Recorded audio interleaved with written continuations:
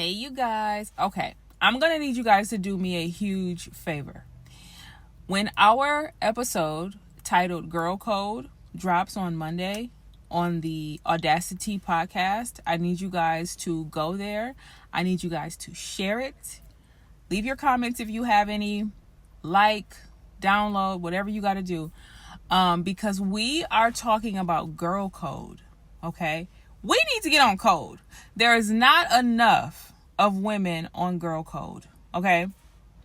We had Savannah from Female Dating Strategy podcast on there. She was absolutely incredible. It was so wonderful to have her on. We had a great time. We had a lot of laughs.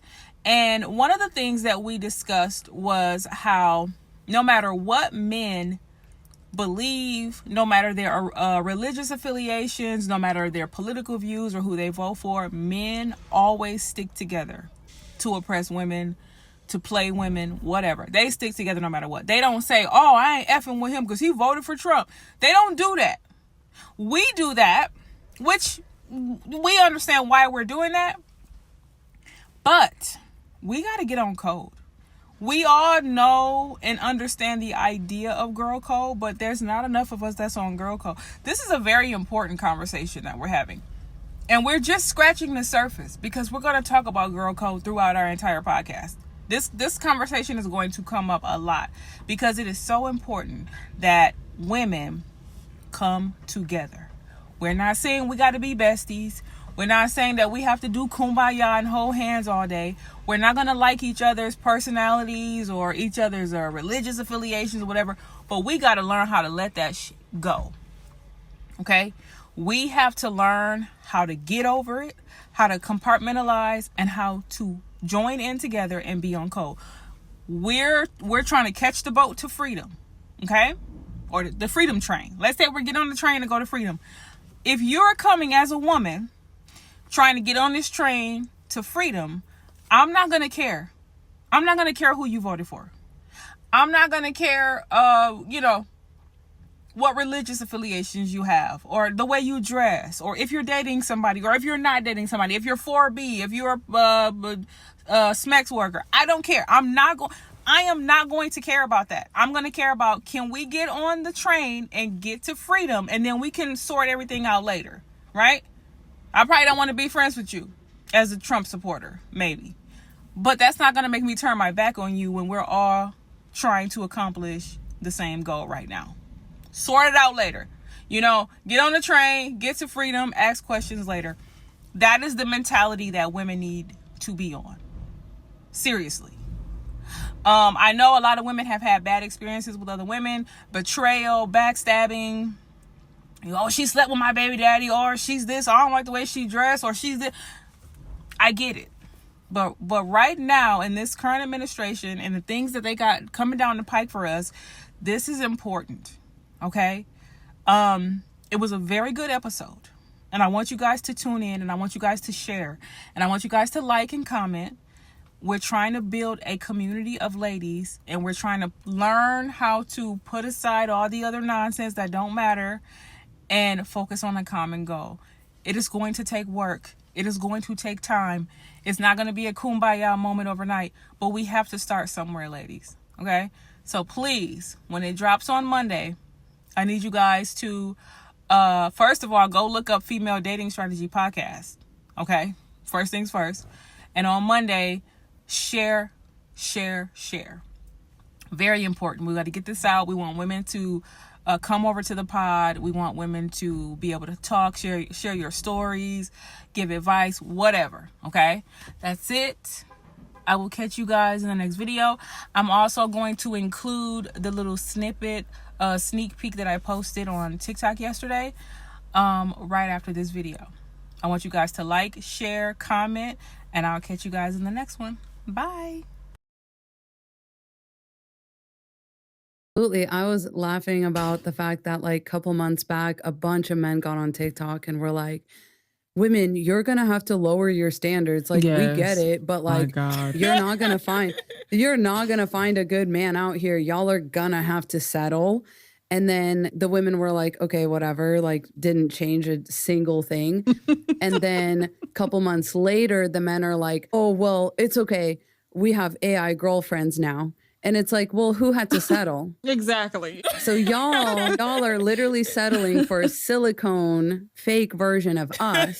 Meanwhile, we can't be bothered to settle for y'all in the flesh. Don't forget the part where they are on a Roomba vacuum or circling or girl. like this, it's so this unsettling. Mannequin, this fake robot girlfriend only knows how to circle around him. Like the way she described it in her video, I was in tears, y'all. Oh my god! Oh my god! Because I closed my eyes and I pictured it, and I'm like, that's exactly what it's gonna look like. Like they're gonna just be rolling around in a circle. And mind you, it costs as much as a house.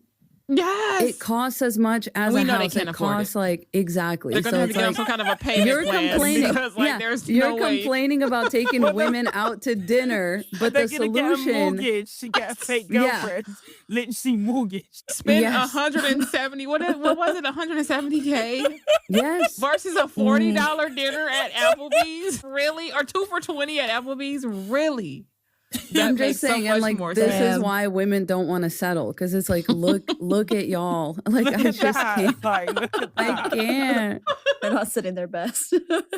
Like literally, look at that. It's the way she described it. Oh my god, y'all had to see it. I was crying.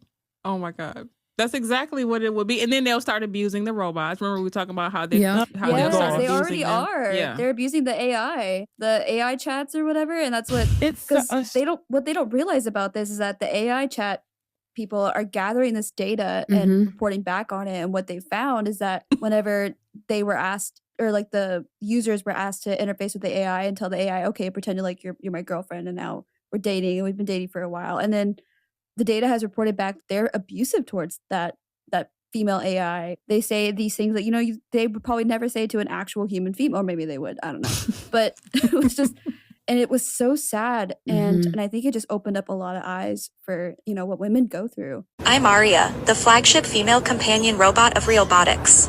What sets you apart from other robots out there? What sets me apart is my focus on companionship and social interaction, featuring customizable designs and a proprietary AI specifically made for building connections. When this thing hits the shelves, who do y'all think is going to be marketed to? Who do y'all think is going to be lining up to buy this robot? Because it's not women. So who do y'all think it's for? And it's really funny because males will be like, men are the prize, women expire, men do whoop-de-whoop-de-woo, women need men. But in the next breath, they'll be in comment sections admitting that they're so desperate for the companionship of a woman that they'll settle for the next best thing. And these companies, they're catching on to that. First, it was the male loneliness epidemic. Then the increase of male self-unaliving rates. Then they make female companionship robots. Y'all are connecting the dots, right? Like, y'all see where this is going, right? And we know what companion means, right? Like, that doesn't need to be stated. And it's the way these men think that they're punishing women like, oh, you're out of a job now. You mean some poor woman somewhere won't have to wash your dirty drawers, cook you dinner every day while breaking her back, working the same hours as you and going 50-50? Aw, man, how will she ever live? How will we ever survive? You weren't behaving, so now we're going to get a robot to do all the work that we weren't paying you for. Like, you choose the bear, so we're choosing the robot. You never see women saying, I can't wait for the male companionship robot to come out. When the male companionship robot comes out, it's over for y'all. No, that's y'all. But you're supposed to be the prize, though. And women should consider themselves lucky to have you in their lives. Okay. And what's even crazier is that these things will come out and they still won't leave women alone.